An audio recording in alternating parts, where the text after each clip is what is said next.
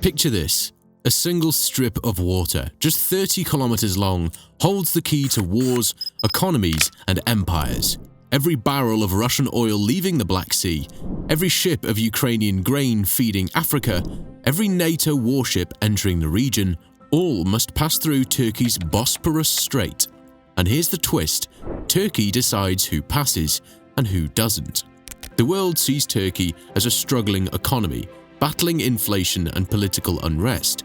But beneath the chaos, this nation holds one of the most powerful cards in global trade, a maritime choke point so strategic that it can change the outcome of wars, decide the fate of nations, and tilt the balance between East and West. This isn't just geography, it's an empire reborn, one that dates back to the Ottomans and still shapes the trillion-dollar flow of oil, grain, and weapons today. This is the Bosporus Empire, how one strait gives Turkey control over global trade. Welcome to Empire Secrets. To understand why the Bosporus matters, you need to step back, not just a few years, but centuries. This isn't just a piece of geography, it's the reason entire empires rose and why they fell. For the Ottoman Empire, control of the Bosphorus was everything. Whoever controlled this strait controlled the flow of trade between the Black Sea and the Mediterranean, between Europe and Asia. In the 15th century, when the Ottomans captured Constantinople, they didn't just take a city, they took the keys to a global toll gate. Every Venetian merchant ship, every grain convoy from Ukraine, every silk caravan from Asia eventually funneled through this water. Fast forward to today, and the numbers are staggering. According to Turkey's Directorate of Maritime Affairs, over 40,000 vessels transit the Bosphorus every single year. By comparison, the Suez Canal handles about 20,000, the Panama Canal even less. And this isn't just about volume, it's about value. Roughly 3% of global oil supply moves through the Bosphorus, according to the US Energy Information Administration.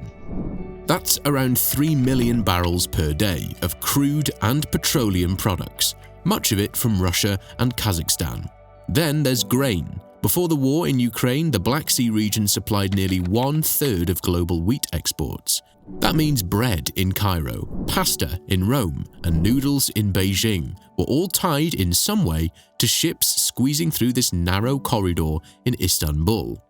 Now picture the scene: a strait barely 700 meters wide at its narrowest point, winding through steep cliffs and packed city streets. Supertankers the length of 4 football fields squeeze through like needles in a thread, and every single one pays a hidden cost, not in tolls, but in dependency. Because while most of the world forgets this passage exists, Turkey never does. This is the paradox. Turkey's economy may be battered, its currency may be fragile, but geography doesn't collapse. Geography is permanent power. And in the Bosporus, power has always belonged to the gatekeeper. On paper, Turkey is just a middle power, but in reality it holds a trump card that even the biggest superpowers can't ignore. That card is the Montreux Convention, signed in 1936. Here's how it works. The treaty gives Turkey full control over the Bosphorus and the Dardanelles, the 2 straits that connect the Black Sea to the Mediterranean.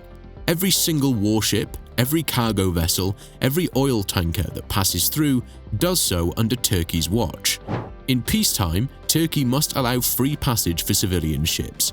That's why tankers from Russia, grain from Ukraine, and even liquefied natural gas shipments from Kazakhstan move without much interference.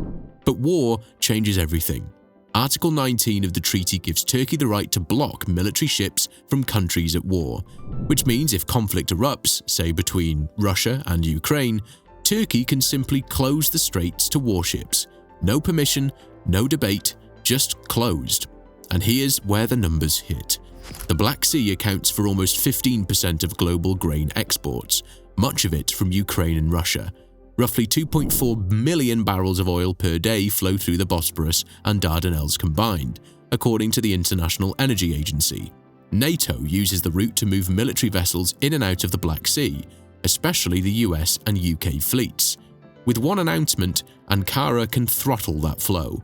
And they already have. In February 2022, just days after Russia invaded Ukraine, Turkey invoked the Montreux Convention. They closed the straits to all warships, Russian, NATO, everyone. In one move, Turkey froze military escalation in the Black Sea. Think about the leverage that creates. Russia, a nuclear power suddenly dependent on Turkey's decision. NATO, the world's most powerful alliance, held back not by Moscow, but by Ankara. This is why Turkey is never truly isolated.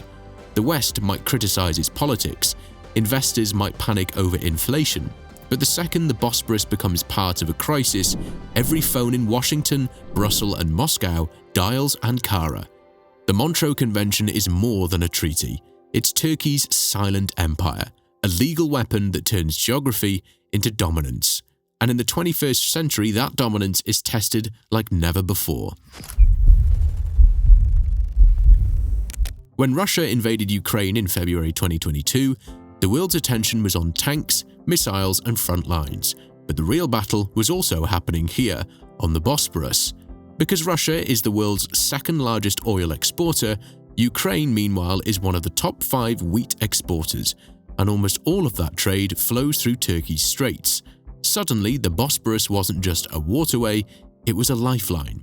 Here's the data. Before the war, Ukraine exported around 20 million tons of grain per year, feeding countries from Egypt to Indonesia. 90% of that left through the Black Sea ports like Odessa and then squeezed through the Bosporus. Once war broke out, the shipments collapsed. The result? Global wheat prices spiked over 50% within months, triggering food crises in Africa and the Middle East. At the same time, Russia needed to keep its oil flowing. With Western sanctions closing in, Moscow leaned heavily on Turkey. Tankers carrying Russian crude slipped through the Bosporus daily, sometimes under new flags, sometimes with paperwork so murky it was barely legal. And Ankara saw the opportunity. Turkey became the middleman, not just politically, but economically. Turkish exports to Russia jumped over 60% in 2022 as Western companies pulled out and Turkish firms filled the gaps.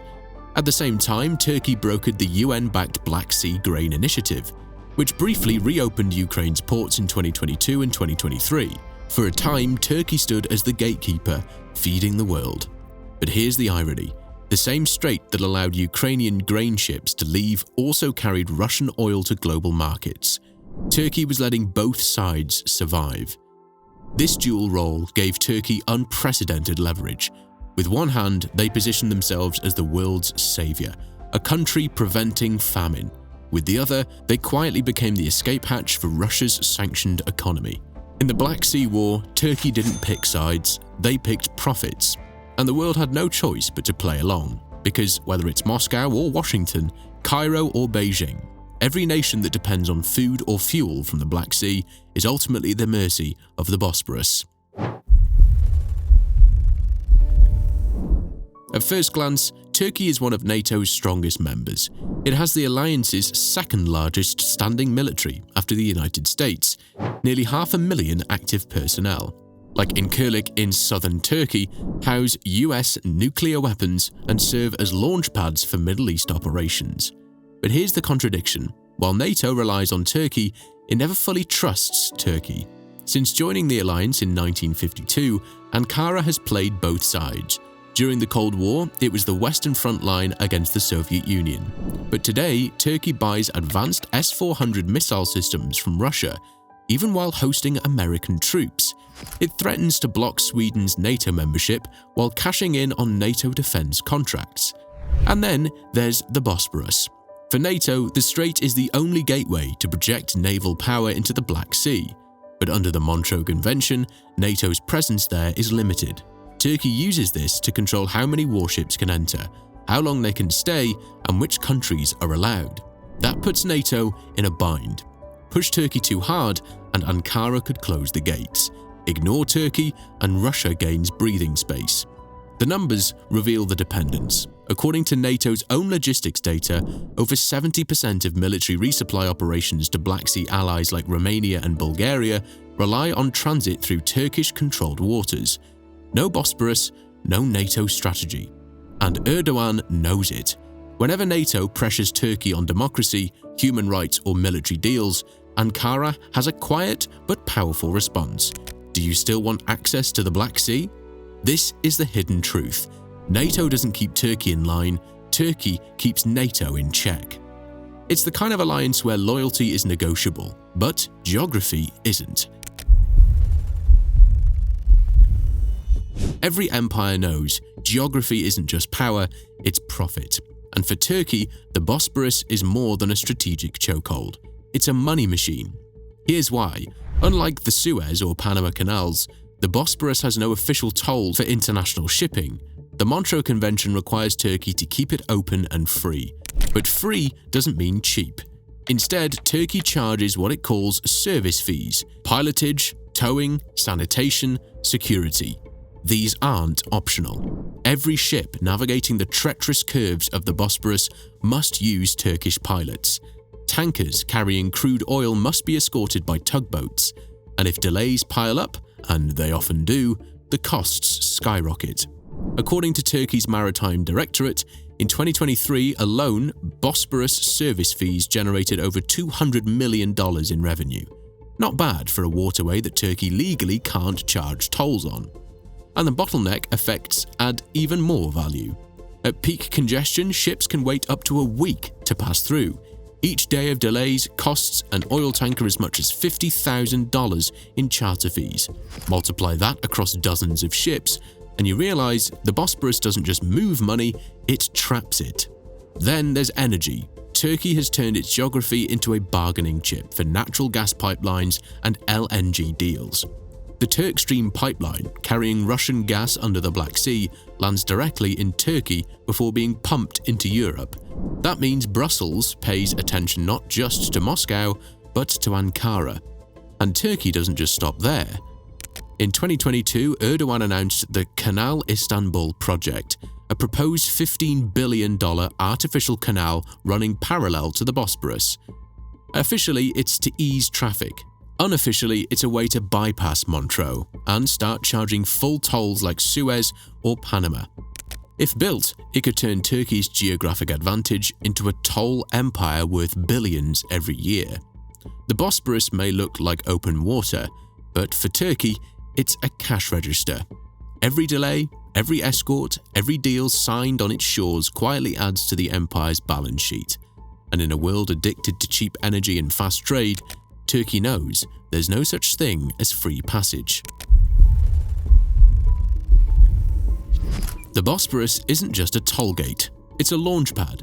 The wealth and leverage Turkey extracts from this narrow strait fuels something bigger, a regional empire stretching far beyond its borders. One of Turkey's most powerful exports isn't oil or gas, it's drones. And every sale carries political weight. Buying a drone isn't just buying a weapon, it's buying a relationship with Ankara. Here's the data. In 2022, Turkey's defense exports topped $4.4 billion, a record high. By 2030, analysts project that number could triple, turning Turkey into one of the world's top 10 arms exporters. But the empire doesn't stop with drones. Turkey is investing across Africa and Central Asia, regions once dominated by Europe, Russia, or China. Turkish construction firms are now some of the largest in the world, second only to China. They're building airports in Sudan, highways in Nigeria, and stadiums in Turkmenistan. In Somalia, Turkey runs the country's biggest port and its main military base. This expansion has a pattern. Wherever Turkey builds, it ties that economy back to Istanbul. A port in Somalia, Turkish ships use it first. A highway in Central Asia, Turkish trucks drive it. A drone contract in North Africa, Turkish advisors train the pilots. And the numbers add up. In the last decade, Turkey-Africa trade has grown fivefold, surpassing $40 billion annually. Why does this matter? Because it's geography weaponized. The Bosporus gives Turkey the ability to choke trade in the Black Sea. The profits from that chokehold fund weapons, infrastructure, and influence abroad. It's the same playbook as every empire before it. Control the gate, collect the wealth, export the power. And Turkey, often dismissed as a struggling economy, is quietly doing just that, building an empire not with colonies, but with contracts, bases, and drones. For Turkey, the Bosporus has always been the ultimate card. But the question is, how long can they keep playing it? The pressure is building on multiple fronts. First, the traffic problem. The Bosphorus isn't getting bigger, but global trade is. In 1936, when the Montreux Convention was signed, just a few thousand ships used the strait. Today, it's over 40,000 annually, with tankers nearly 10 times larger than the ships of the past. Every year, congestion grows, and with it, the risk of disaster. One accident, one collision in that narrow 700-meter wide channel, and billions of dollars in oil and grain could be trapped overnight. Second, the climate problem. Melting ice in the Arctic is opening new northern shipping routes that could bypass the Bosphorus altogether. If Russia can push cargo through the Arctic to Asia, Turkey's geographic monopoly weakens. Not today, not tomorrow, but in the coming decades, it's a real threat. And finally, the political problem. Turkey's economy is fragile. Inflation has hit over 50% in recent years. Its currency, the lira, has lost more than 80% of its value against the dollar in a decade. Domestic pressure is high. For Erdogan, and for any leader after him, controlling the Bosporus isn't just about global power, it's about survival at home. So what happens next? Turkey stands at a crossroads between NATO and Russia, between East and West, between being a fragile economy or a rising empire. The Bosporus is its greatest strength, but also its greatest gamble, because in a world of shifting trade routes, energy transitions, and geopolitical rivalries, one truth remains. As long as ships keep moving, Turkey will decide who sails and who sinks. For most of the world, the Bosporus is invisible, just another line on the map, a scenic backdrop to postcards of Istanbul. But for those who understand power, it's something else entirely, the ultimate gate. Empires have risen here. The Byzantines, the Ottomans, the modern Turkish Republic, all built fortunes by controlling this single strip of water. And today that story hasn't changed. Every barrel of Russian oil, every ship of Ukrainian grain, every NATO fleet movement depends on Turkey's approval. The Montreux Convention may be old, but its power is timeless. And that makes Ankara indispensable, even when its economy falters, even when its politics isolate it. This is the paradox. Turkey is too fragile to be a superpower, yet too important to be ignored. Its currency collapses, yet its geography guarantees relevance. It quarrels with NATO, yet NATO cannot function without it. It buys weapons from Russia, yet Russia cannot reach the Mediterranean without Turkey's strait. And in that fragile balance lies a truth as old as history itself. Geography outlives governments. Geography outlasts politics. Geography never collapses. As long as the world needs food, fuel, and trade, Turkey will remain what it has always been, a gatekeeper of empires. But here's the question. In the decades ahead, will Turkey use this power to stabilize the world, or to hold it hostage? If you enjoyed the video, subscribe now for more untold stories of the world's hidden empires. Thank you for watching, guys. You're a legend. Your desire, your empire.